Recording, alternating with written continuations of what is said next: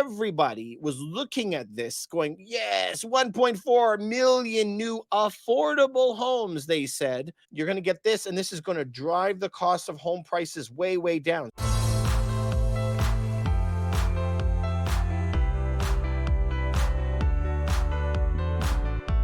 As you guys know, I am Canadian, and we're always looking at the Canadian market for sure. But guys, we live right next door to the United States. And I mean like right next door.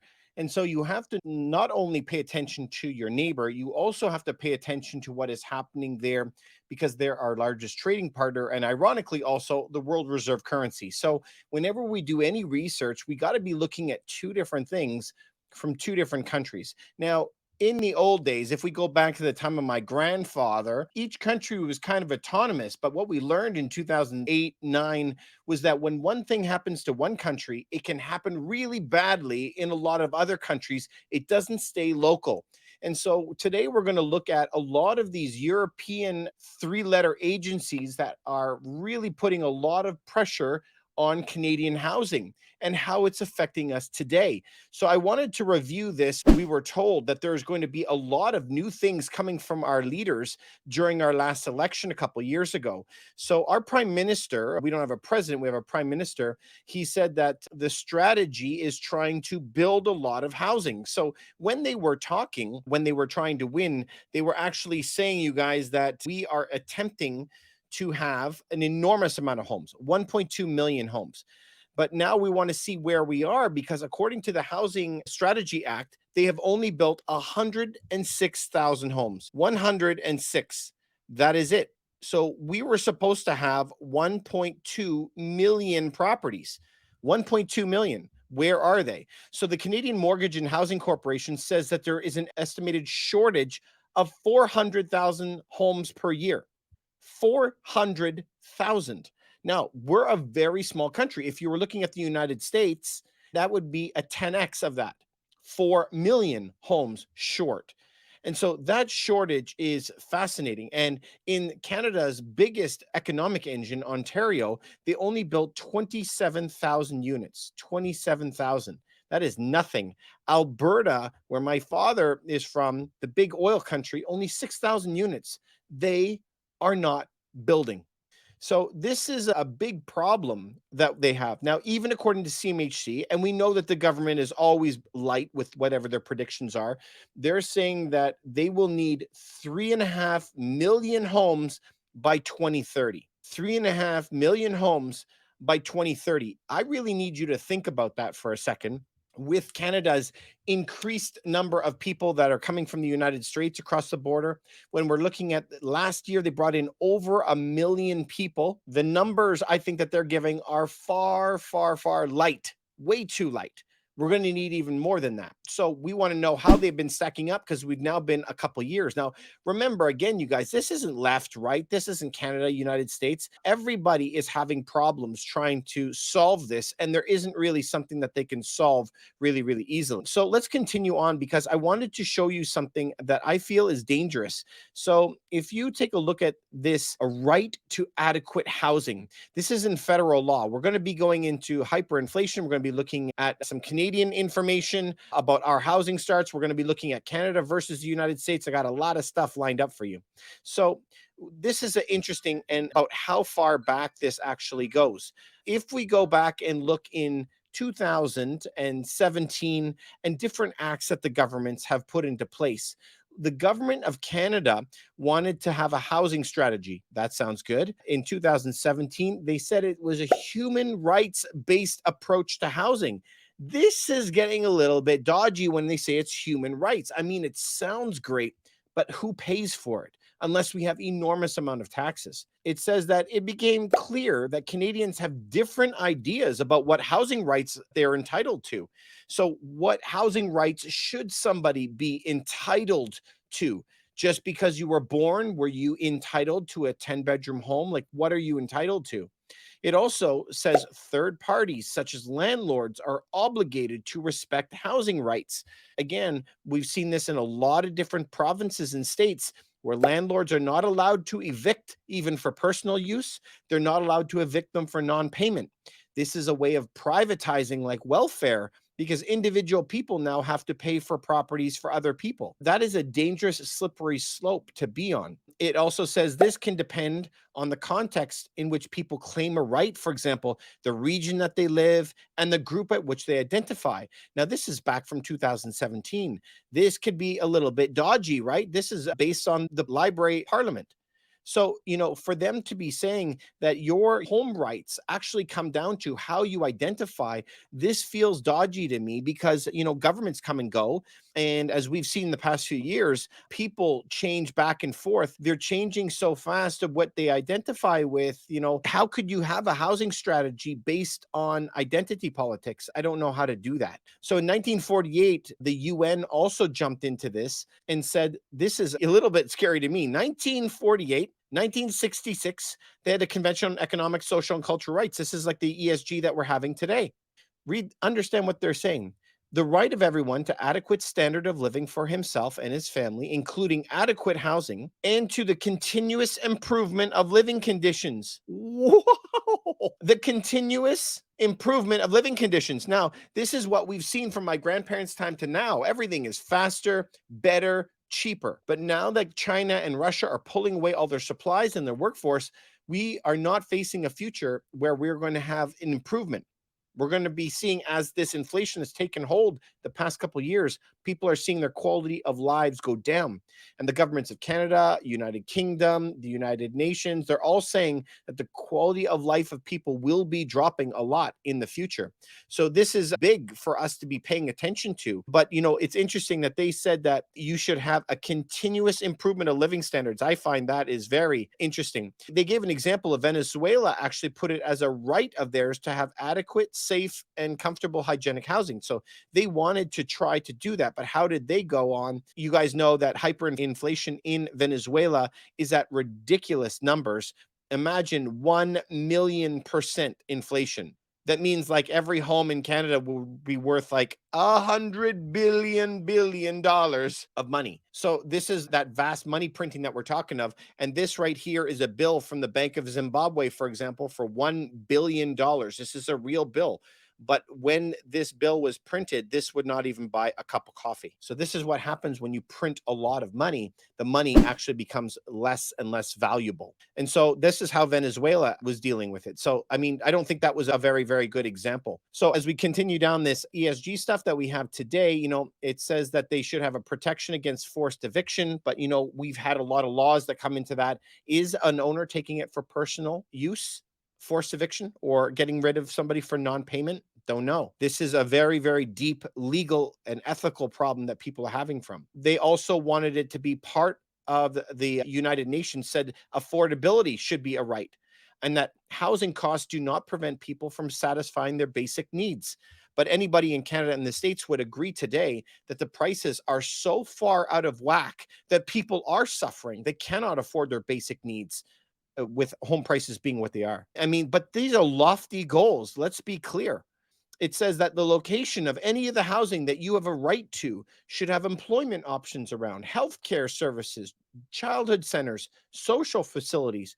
Also, every house that you have a right to should have cultural adequacy, that you could construct the home the way that you want, appropriately enabling expression of cultural identity and diversity of housing. So once we get into all of this, guys, this is a little bit bananas to me. First of all, if you drive anywhere in Toronto, Vancouver, New York, whatever, it looks like cookie cutter homes, right? Towers all look the same, homes all look the same. So I don't see very much expression in that. But we're going down this weird road, I would say, this weird road where we're seeing some funky things happening.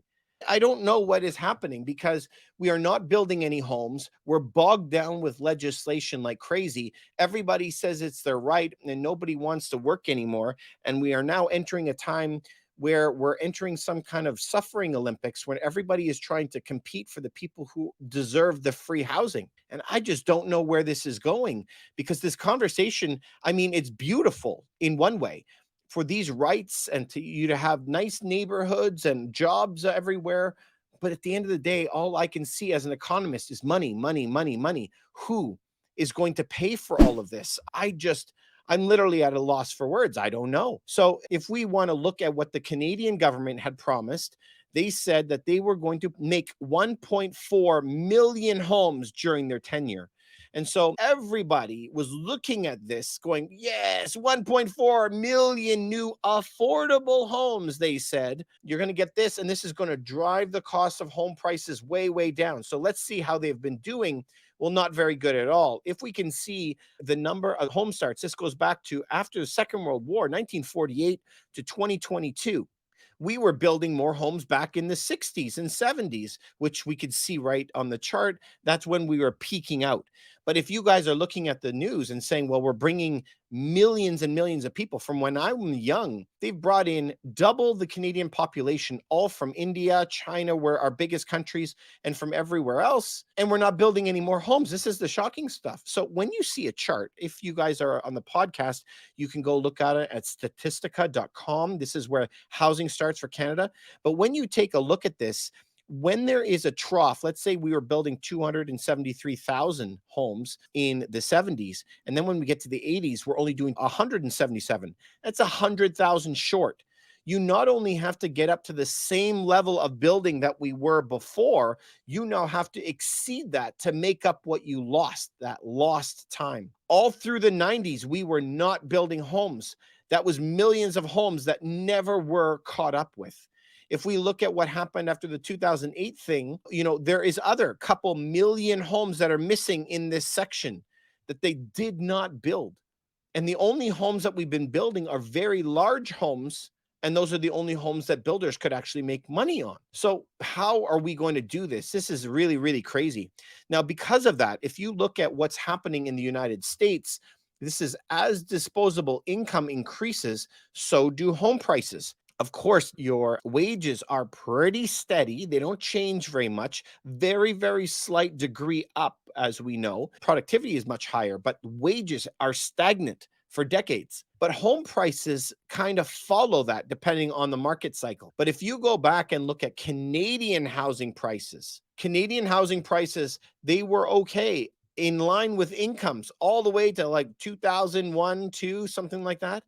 And then something broke in the system, became completely unhinged to the point now where your income versus your home price is hundreds of percent different. And this is the main problem. Please look at the United States again, that home prices across the United States as an average compared to Canada, Canadian home prices are double, triple, quadruple what the prices in the US are compared to incomes.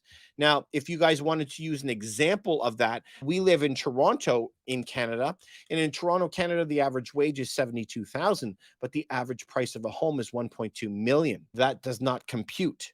That does not make any sense. So right now we're sitting at a point where it's 130% of an average person's wage to pay for a mortgage payment. Let me say that again. If you work on an average wage, you would need 130% of your income to pay for the mortgage payment, which means it's impossible, let alone paying for gas, taxes, food, anything else that you're going to need in your home. That's not possible. So this is the unhinged part. And, it went crazy after 2020, after we printed so much money. That is bananas to me. So if we take a look at a map of Canada, this is what Canada and the United States need to be doing. If we look at Canada as a whole, where is it expensive in Canada? Vancouver over on the West Coast, where you can see the mouse, and Victoria, very, very expensive. If we come all the way across, that tiny little dot there that you see is Toronto, very expensive. Montreal, very expensive. But the rest of the country is not that expensive. It's because more than 50% of the country lives in two tiny cities. So if you look across Canada, 98% of Canada is not that expensive, but the majority of people want to live either in Toronto or in Vancouver. Now, if you go down to the United States, this is a similar problem that everybody is facing as well. So if you take a look at the United States, where is it expensive in the United States? It's expensive down in Florida now. It's gotten expensive. Or Atlanta is very expensive. And the Northeast, Washington, New York, Philly, Boston, well, not so much Philly. And if you go on the West Coast, California is a disaster. Portland's a disaster. Washington's a disaster. Okay. But look at the giant center that's in the middle. How much of the country is still there where homes are very, very, very reasonable? And the problem, I think, is people are not really willing to move. So when my grandfather got here from Europe. They landed in Montreal, way, way, way out on the East Coast. They were put on a train, okay? They were put on a train to head all the way across the country. Then they went way north. And from a little town of Red Deer with a couple thousand people, they went way off into the middle of nowhere again, where there were no people. And when they did this, now all of a sudden, that's where they started to build their life in northern Alberta. And home prices were very cheap. So I think that we have a different set of people these days that are doing different things in the real estate market. And let me tell you what I've been seeing is because when I moved out, I was 18 years old. And when I moved out, I went and got a basement apartment that had the bed in the kitchen. It was so tiny, I could touch both walls. Okay. This is how I started out. I couldn't afford gas. I couldn't afford food. Like I was suffering. But now the people seem to want to, as soon as they move from their home, want a 4-bedroom house, 2 cars in the driveway. Like they want to still travel and they still want all this stuff. And I think now I'm dating myself that there's a generational change of what is expected. I was expected to move up slowly over my life, but I'm noticing a lot of people want everything right now. And people use the term their forever home. And I mean, economically, if you can afford to move into a 6-bedroom home where you can raise your family and everything in one shot and never move for your whole life, that is perfect. But I don't think that this is common. I think the majority of my parents and my grandparents, they had to move up to a bigger home over the years as they had more kids and move down over the years as they had less kids. I think that's going to be the new way now. We're not going to have forever homes like we have today. I don't think that that is going to be able to continue. But let me know what you guys think about that. Where we're having this trouble is in Canada. We were talking before how they want to make it a human right. And the problem when you go down this ESG and they've written it into law and basically get homes to people based on their identity. Once we get into that, we're seeing some of that start in the United States. And so in the United States, the Bank of America wants to launch zero down payment mortgages to help minorities buy their first home. So if you are a minority, and this isn't against a minority, guys, I love everybody. The thing that this is it's creating tensions because some people will be charged more money to help subsidize it for some other people. Again, it always comes down to money. I don't care left or right. I care about money. And so if we come also just recently, this new federal law claims that people with good credit will pay more for mortgages. And as you read this article right here and continue on, it's talking about Freddie Mae and Freddie Mac. And the problems are where this loan level price adjustments. So they think that people have too much credit privilege. And so if they have too much credit privilege, then they're going to have to pay more. So now they're going to have to, if your credit is over 800, you now have to be penalized $100 a month or whatever it is to help pay for people who don't pay their bills on time. So, as this continues on, I don't know how this is going to turn out, but I don't think it's going to turn out in a good way. I can't see it not causing tension because just let's talk about myself. If that was here in Canada and I've worked my entire life to never miss a bill ever, working 2 jobs, 3 jobs, 100 hours a week, and I'm working my tail off, I have a very good credit score. And now I'm punished for that to help people who never pay their phone bill. I know that that would make me upset. And so I think what's going to happen now is you're going to see a monstrous amount of people who deliberately tank their credit score. They're going to deliberately miss payments just so that it could drop their credit score enough so they're not going to get penalized anymore. What a crazy world that we're living in. Anyway, I'm wondering what you guys are doing about this, what you guys are thinking about this. I want to know because it's going to also help me. I read all your guys' comments and it actually helps me decide what articles that we're going to bring up to you, but also it helps me in my investing career and what I'm going to be doing in my life. So, I try to look at things at different ways from different directions. And so it can be good for some people. It could be bad for other people at the same time. But should it everything be good for one, bad for the other? And this is where it all comes down to. When you print money, and this is though both the banks and the governments, it hurts everybody. Massive inflation on everybody, right? There's only a very small substrate of people here at the very, very top that make a lot more money, the ones that own all the assets, but it hurts the majority of people.